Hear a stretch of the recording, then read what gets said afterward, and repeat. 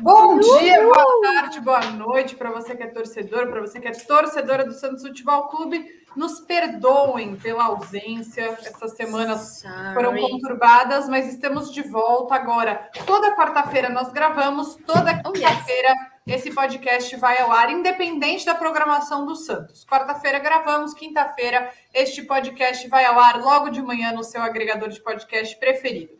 E para voltar em grande estilo, ontem o Santos finalmente conseguiu vencer sua primeira partida no Brasileirão fora de casa.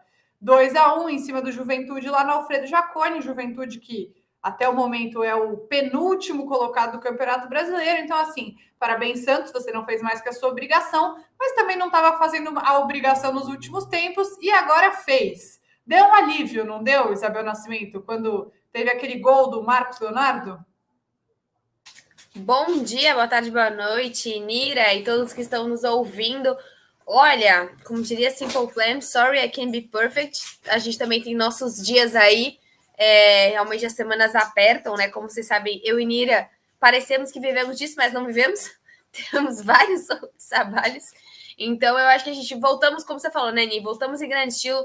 Muita coisa pra gente falar, mas eu acho que a gente tem que falar pra frente, né? Sem falar de passado, porque quem vive de passado é museu, mas é porque nesse mês a gente tem aí só pedreira, né? A gente tem uma sequência de Corinthians, Tátira, Corinthians, Flamengo, Tátira, Corinthians. Então, tirando nada, né? Assim, não tem nenhum jogo fácil nos próximos, 3 semanas. Tô maluca para conseguir ir no jogo contra o Corinthians e no jogo contra o Flamengo, que os dois quero muito ir na Vila Belmiro. E do também... Corinthians eu ofereço carona. Mas na Arena Barueri vai ser contra o Flamengo? Será? Vai. Sensacional, eu ofereço carona também. Então, assim, nossa, serão jogaços, assim. Fico muito feliz do Santos pensar e colocar o do Flamengo na Arena Barueri. Acho uma ótima opção. Porque e, Bel, só para complementar, a informação do Diário é que o jogo não vai ser dia 2, sábado. Vai ser dia 3, 4 da tarde, jogo da Globo. Jogaço da Globo, então que bom, né, que essa repercussão realmente Santos e Flamengo costumam ser bons jogos, né, nem sempre bons resultados, mas bons jogos. O último resultado que a gente lembra foi uma vitória fora de casa com o gol do Marcos Leonardo, um jogo que eu lembro que a Ani ficou brava comigo o tempo todo porque eu tava assistindo, aí eu mudava, lembra, Ani? Aí eu mudava de jogo porque eu tava muito nervosa, aí acontecia alguma coisa, eu ficava indo e voltando nos canais, porque eu sou dessas, eu tenho problemas de assistir jogos tensos. No jogo contra o Atlético Mineiro, por exemplo. Você quase morreu ontem? Aquela hora que o juiz indicou que ia marcar, porque podia marcar um pênalti ali, que o VAR chamou, você não morreu? Quase morreu. Qual era o ponto? Aqui em casa a gente tá sem TV a cabo, a gente só tá com streaming. Então a gente assiste Premiere pelo Globoplay. Logo, a gente tá um tiquinho atrasado. Então, infelizmente, meus colegas setoristas me avisam das coisas. Então, eu fico menos nervosa, porque eu fico meio que olhando no celular se aconteceu alguma coisa. Mas eu vejo muito a inteligência nessa dinâmica do Santos, porque a gente sabe sim que se jogasse no Pacaembu não dá, mas se jogasse na Arena Barueri contra o Corinthians, iam falar que patati patatá, que o Santos perdeu ou ganhou ou empatou por conta disso. Também acho que por questão de segurança é melhor que se jogue contra o Corinthians. É difícil você ir até o Corinthians, ir até a capital para jogar contra o Corinthians, levar 40 mil pessoas para São Paulo, onde todo mundo vai sair. Eu acho que até um momento de organização e segurança, né, Ni? Acho que faz sentido essa opção. Então é isso, eu acho que é um Santos que tem só pedreira pela frente, mas, Ni, é um Santos que há muito tempo não, mas pelo menos nos últimos anos, a gente vem observando que sequências difíceis, em geral, tem resultados melhores que sequências fáceis. Por mais que a gente tenha feito o jogo contra o Cuiabá, o Curitiba, mas assim, o jogo contra o Goiás não era para ter perdido, né? O Santos joga muito bem nos últimos empates. 2 Atléticos jogou muito bem. O jogo contra o Ceará foi um erro crasso de arbitragem, então era para ter sido uma vitória, sim. E o jogo contra o Palmeiras foi uma derrota, mas era para ter sido uma vitória. Acho que só o jogo contra o Inter. O Inter, de fato, e o Goiás foram jogos... Mas também foi prejudicado, né, contra o Inter. Tinha um gol validável ali que era válido e que foi tirado. Só para lembrar. Isso, é verdade. Que eu tava no estádio nesse jogo, às vezes a gente acaba esquecendo quando a gente tá lá. Mas é isso, Ni. Eu acho que daqui para frente é um Santos que tá sofrendo. Eu acho que as pessoas falam, mas o Santos em 3 competições... Cara, você sabe pelo Henry, né, seu marido corintiano, O Corinthians, todos os times, gente, não dá pra gente se comparar sempre com Atlético Mineiro, Palmeiras e Flamengo. Todos os times estão sofrendo com essa janela, com essa escala absurda de jogos, esqueci o nome que a gente fala que não é escala, com essa sequência absurda de jogos. O Corinthians, em vez de jogar com Tátira, tem um Boca. Então, acho que também não é o momento da gente ficar, nossa, ó vida, a gente não tem... Cara, o Corinthians não tem grande elenco, o Inter não tem grande elenco, o Fortaleza não tem, o Juventude não tem, mesmo vários outros times... O Botafogo também até o Galo que tá enfrentando algumas dificuldades nesse campeonato. Não conseguiu ganhar do Santos com 1 a menos, né? O Flamengo ficou 10 minutos ontem na zona de rebaixamento, que já surtou aí todo mundo, porque troca de técnico, traz Dorival e mesmo assim tá na zona de rebaixamento. Quer trazer Everton Cebolinha? Hoje eu vi o Flamengo querendo trazer David Neres. Então, assim, a galera tá inquieta e eu acho que é também a gente olhar, não ficar, nossa, realmente é uma sequência dura, mas não é uma diferencial do Santos ter elenco curto. Eu acho que todo mundo tem... E mais o Corinthians agora, que perde o Jô também, né? E o Maicon, por pelo menos 1 mês. Ai, ruim e bom, né? Eu não gosto de... É lesão? É lesão muscular, é. Eu não gosto de prezar pela desgraça alheia, mas vou prezar. Mas é um dos melhores jogadores do Corinthians. Então... Mas eu acho, Bel, que assim... Espero que ele use esse tempo pra, sei lá, cara, se divertir. Não ir no pagode, tá? Não faça isso. Mas relaxe aí, pelo menos. Um beijo pro Michael, boa recuperação. Mas eu acho também que é uma lição, sabe? Acho que essa lesão do Maicon do Corinthians, não do nosso, é uma lição, assim, para o torcedor do Santos que fica tanto reclamando, por exemplo, da demora do Ângelo voltar. A gente precisa entender, no geral, que o calendário brasileiro é um moedor de jogadores, né? Os jogadores se machucam com muita frequência. Calendário. Por causa do calendário. Era essa a palavra. Não, tá, que eu tava escala. Escala é quando o jornalista tem que trabalhar de fim de semana. Foi mal. Chama trauma. De escala. Chama trauma isso. Mas o calendário brasileiro, ele é um moedor de jogadores, né? Então, assim, ontem, quando o Bustos demora... Eu tô falando ontem porque a gente tá gravando na quarta, mas na terça-feira, quando o Bustos demora a pôr o Ângelo, demora a pôr o Marcos Leonardo, é também por prudência, é para você abdicar um pouco do jogo contra o Juventude, que graças a Deus deu para ganhar, para você não precisar abdicar do jogo contra o Red Bull Bragantino, ou contra o Corinthians, ou contra o Flamengo, ou contra o Deportivo Tátira, ou todos eles. Então, a prudência nesse sentido é muito importante.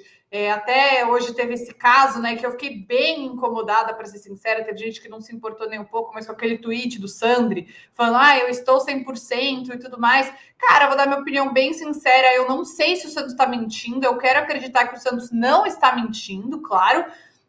Mas eu acho que se o Santos tiver dito, ele não tá 100%, porque ele tá correndo um risco de lesão, né? Tem aqueles exames que eles fazem na fisiologia, e preferiu poupar ele para ele estar 100% para jogar contra um Red Bull, eu tô 100% com Bustos, porque o erro para mim foi ter escalado o Goulart e não o Bruno Oliveira, e não ter entrado com 3 volantes, acho que 3 volantes contra o Juventude, aí sim seria aquela postura medrosa que o santista tanto reclama do Bustos fora de casa, que acho que nem tem acontecido mais, né? Acho que isso ficou para trás desde o jogo contra o Atlético Paranaense, digamos, que eu me lembre, né? Enfim, que jogou fora de casa com o Atlético Paranaense, Atlético Mineiro, contra agora o Juventude, não teve essa postura mais medrosa que estava sendo tão reclamada. E aí, ele estar 100% para o jogo contra o Red Bull Bragantino, porque vai ter que rodar o elenco, porque o Batistão machuca. Ontem o Santos não começou o jogo com 6 jogadores considerados titulares.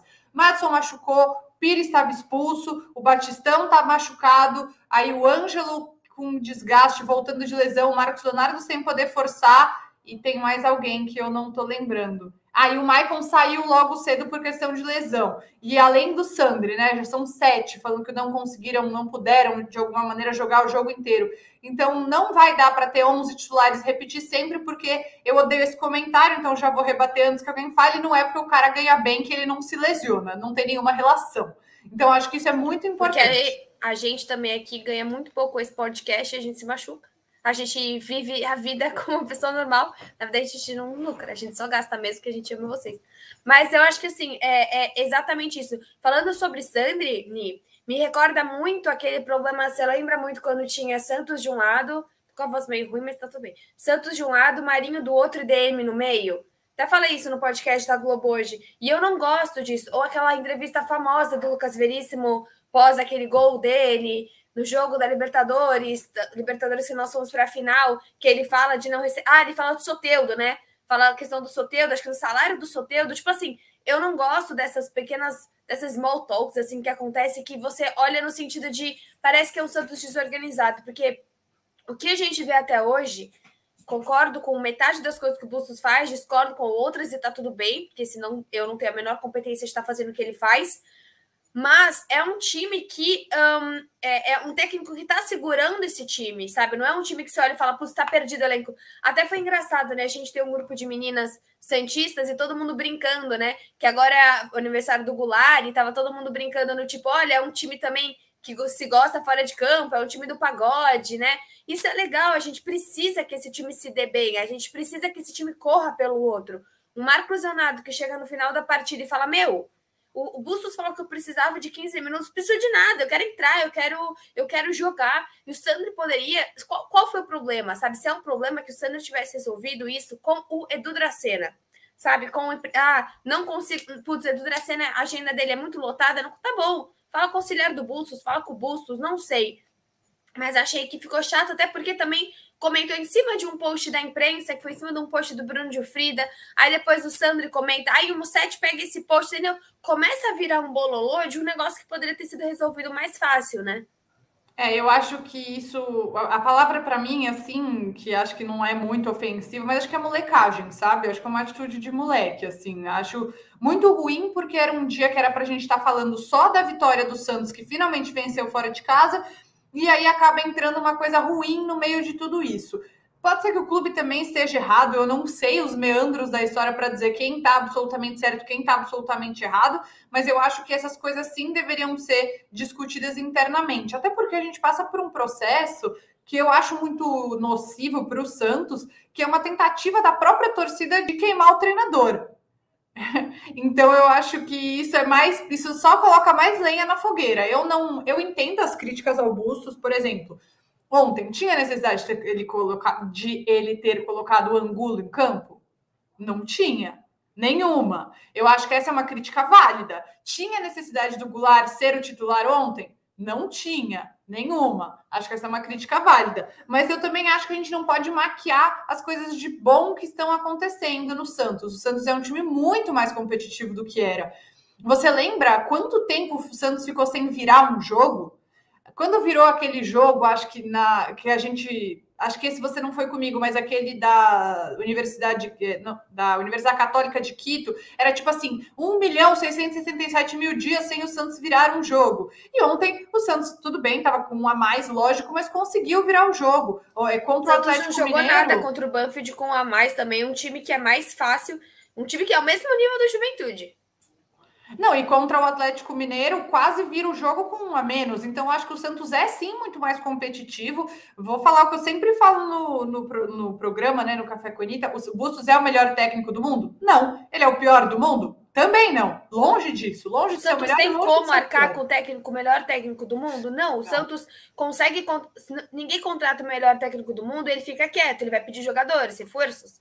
E o Santos não vai ter como trazer. Então, assim, o Bustos está fazendo o que ele consegue fazer com o que ele tem. Tô com você, discordo de várias substituições de escalação. Só que até o prezado momento, a gente não tem o que falar do que ele está fazendo no Santos. O Santos continua nas 3 competições que iniciou o ano, né? A questão do Paulista, o Paulista já era o Bustos?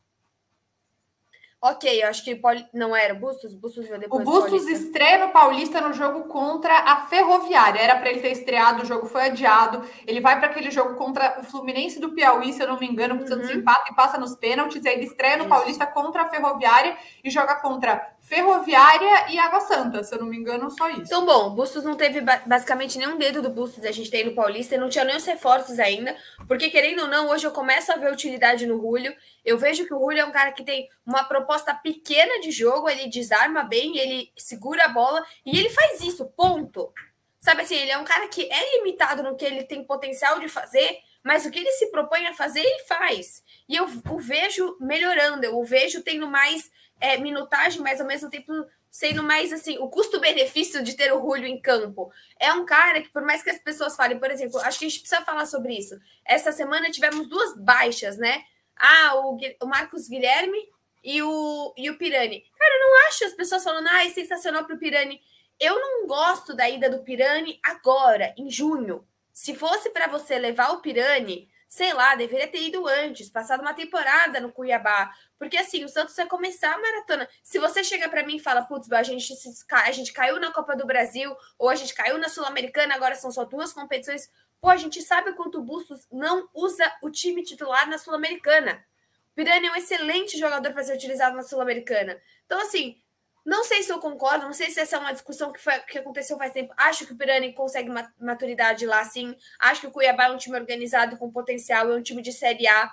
Acho que o Pirani não entrou bem esse ano ainda, mas eu não sei se eu concordo com o timing. O que você achou desse timing? Pegou até jornalista de surpresa.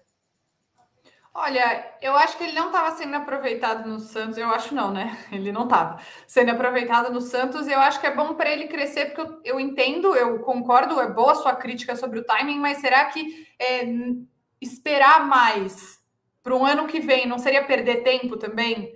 Sabe, de ele poder amadurecer? Porque tá, ainda tem mais de um turno do Campeonato Brasileiro, ele pode enfrentar times maiores e ser titular, e ter espaço, e ter sequência, e voltar muito bem ano que vem para o Santos. Eu entendo a sua crítica, acho que o meio de campo é uma posição muito carente também para o Santos, né?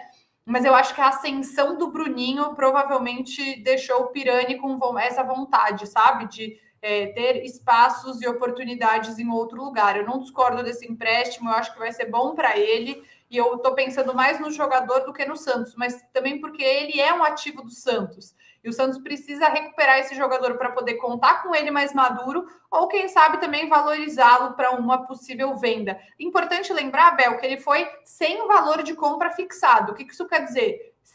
Que não tem um valor que o Santos falou para o Cuiabá, vocês pegam aqui emprestado. E se vocês tiverem interesse, vocês compram, que é, por exemplo, o modelo do Zanocelo, emprestado para o Santos, e do Rodrigo Fernandes, também emprestado para o Santos.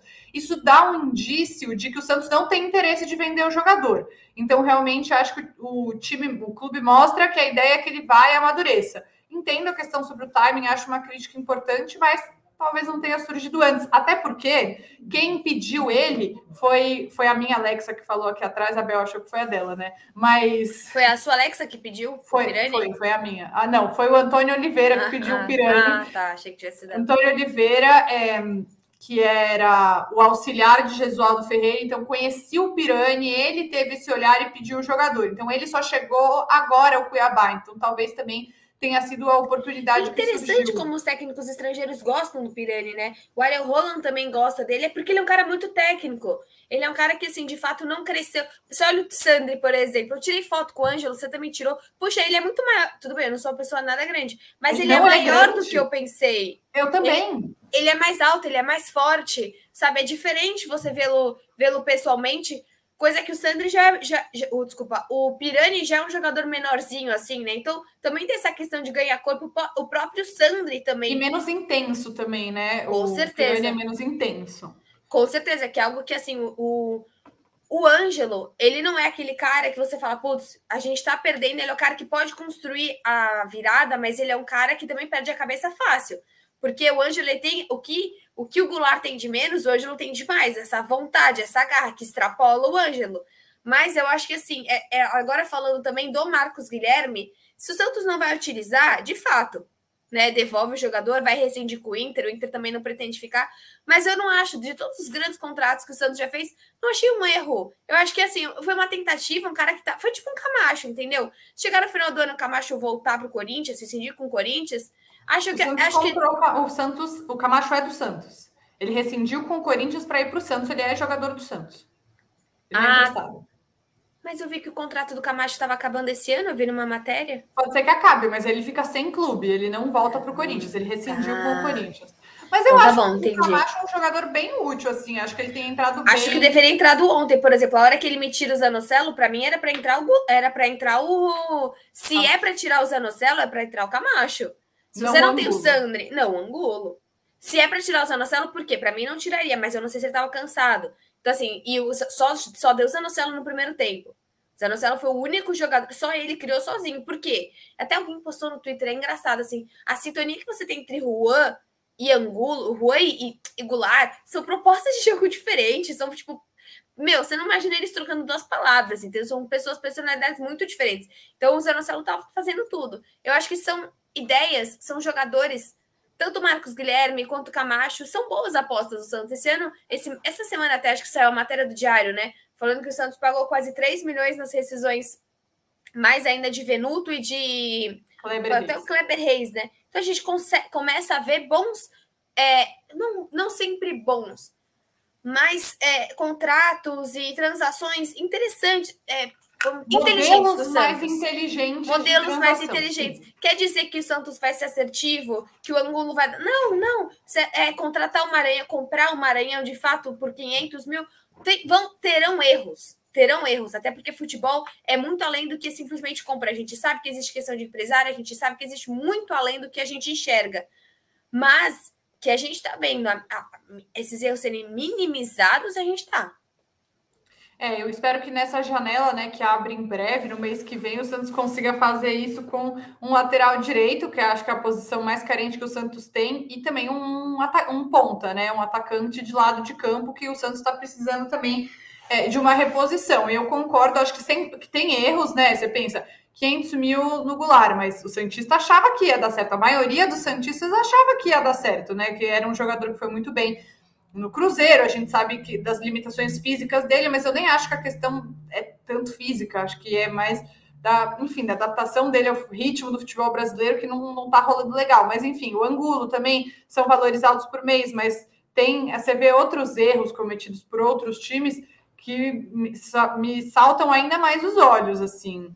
Igual os jogadores, eu sempre penso isso com o meu pai. Todos os jogadores, e a gente já falou isso no podcast, jogadores que o Santos quase contratou, né? Você tem, tipo, o Rodriguinho no banco, você tem, que não é o Camilo, eu confundo, o Luan no banco também. Eu também confundo eles. Sempre. Porque eles acabam tendo o cabelo enrolado, às vezes, não sei se tem muito jogador com cabelo enrolado assim, mas acabo confundindo.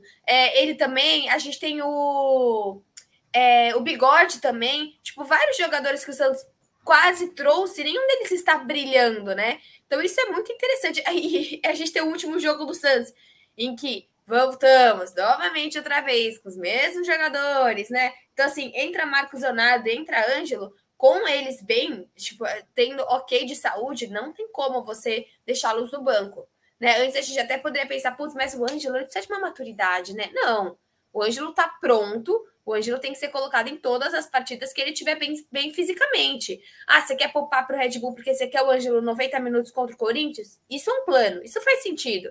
Agora não, porque a gente não vai colocar dentro de casa porque o Red Bull pela direita, não, isso não. Você tem que colocar o Ângelo sempre que você puder jogar com esse jogador. Ah, sim. E só uma coisa que eu queria falar, que hoje até quarta-feira, no programa, uma pessoa veio me ofender, dizer que eu não entendia nada de futebol. Quem eu achei que jogou muito mal contra o Juventude foi o Juan. E eu acho que isso entra um pouco na questão, né, da força física. Uma coisa que me chama muita atenção é o quanto o Juan cai. Ele cai muito. Ele tem dificuldade de levar as jogadas. Ele é alto, né? Ele é grande nesse sentido, mas eu acho que falta corpo ainda para ele aguentar o tranco no futebol profissional. É verdade que ele tem um histórico de poucos anos de base, que isso sim pode ser corrigido, etc.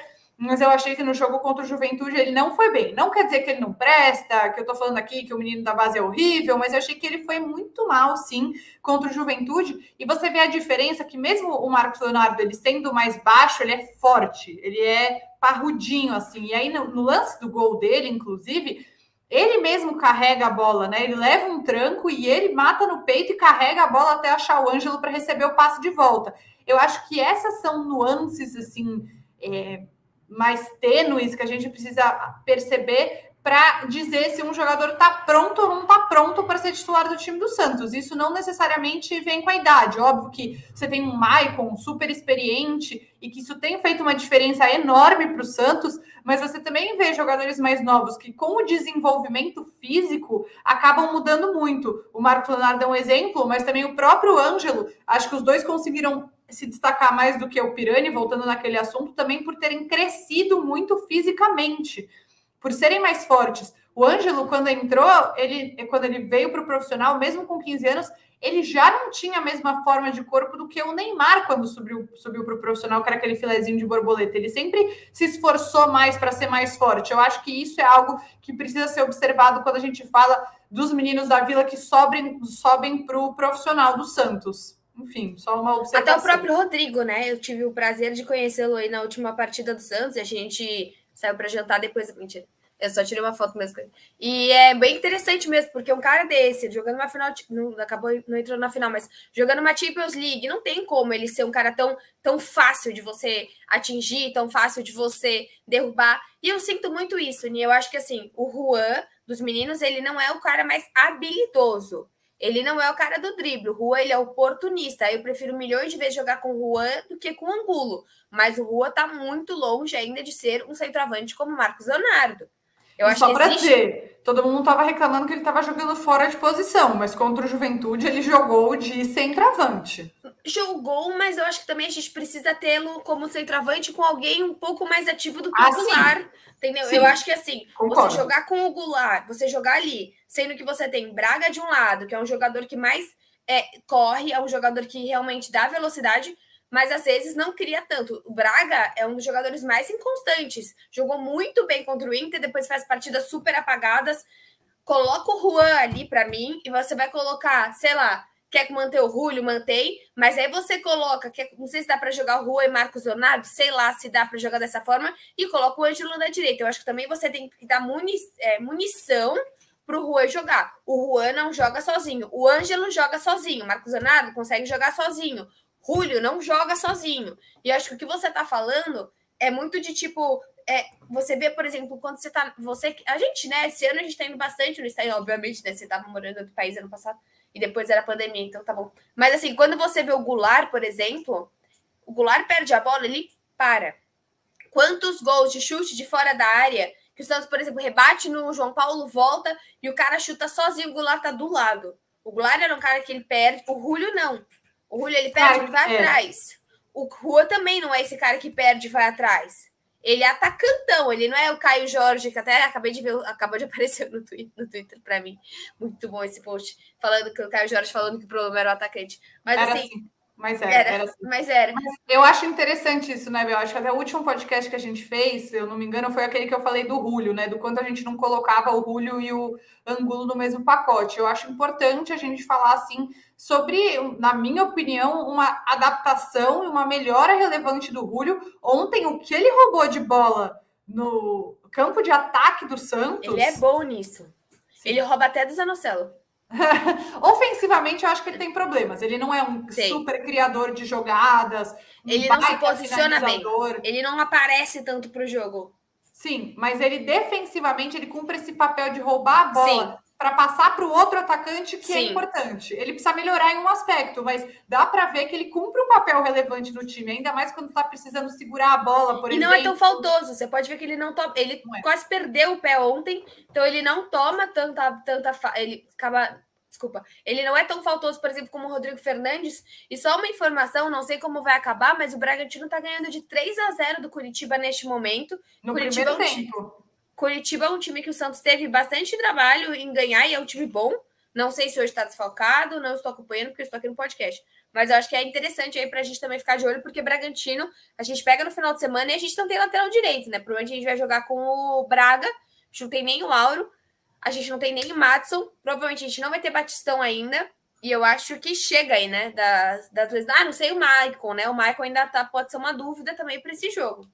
Sim, é isso. E aí na semana que vem, já na quarta-feira, já pegamos o Corinthians. Legal. No Itaquera. Show! Risos nervosos. Um empate é um bom resultado. Tem que ganhar no fim de semana e se empatar no meio de semana. 1-0 para ele também não é um resultado ruim. Não é, na Copa do Brasil, você perder de 1-0 dentro... Aliás, eu sempre esqueço, agora não tem mais gol fora da Copa do Brasil, né? Não tem. Então 1-0 na casa do Corinthians, acho que é algo que é válido. Até 1-0 na casa... 2-0, acho que já começa a ficar um placar complicado. Mas é isso, Nil. Alguma consideração para a gente terminar o nosso podcast, o retorno? Não, acho que é isso. Acho que a gente consegue ver o Santos numa evolução. falta um pouquinho. Eu falei que não, eu tô falando, né? Mas falta um pouco jogar bem e ganhar, porque jogou mal contra o Juventude e ganhou, mas aí jogou bem contra o Palmeiras, não ganhou, contra o Atlético Paranaense não ganhou, Atlético Mineiro não ganhou. Então, acho que o que eu espero do jogo contra o Bragantino é que o Santos jogue bem e ganhe. Mas também, se quiser jogar mal e ganhar, também não tem problema nenhum. A gente tá aceitando os 3 pontos. Até porque é o que eu falo, o Santos não almeja lá em cima, mas o Santos não tem time, não precisa ter time para brigar, para não cair. É um time de 19º, 8º lugar, é um time de Sul-Americana para o ano que vem e tá ok para conseguir focar nas outras Copas. E é isso, gente. Vemos vocês aí nas próximas semanas. Ficaremos juntinhos aí. E no próximo podcast... Ai, amiga, o próximo podcast vai ser pré-jogo. Que loucura. O jogo é quinta ou quarta? Você não falou que é quarta? Você falou quarta? Ah, mas eu posso estar errada. Deixa eu procurar aqui antes da gente ir embora. Corinthians e Santos. Eu achei que era quarta, mas posso estar errada. É quarta. Quarta, 9h30 da noite. Então tá. A gente ainda se vê mais uma vez, galera. É isso. Beijocas. Beijos.